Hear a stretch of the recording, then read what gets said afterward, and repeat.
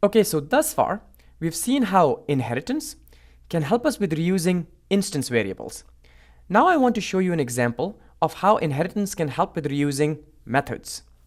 So here we are back at the code where we have a class called parent and a class called child.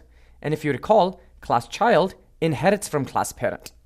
Now I will begin by defining a simple instance method inside class parent, and I will call it showInfo.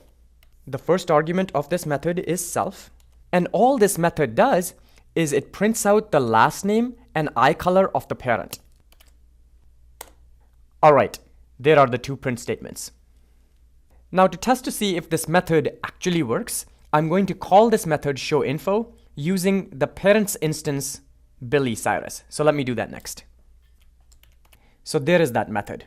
Now all I've done thus far is created a new method called showInfo inside class parent, and then used an instance of class parent, instance called Billy Cyrus, to call that method. Now to be able to focus on this statement's output, I'm going to comment out the other instance statement for now. There.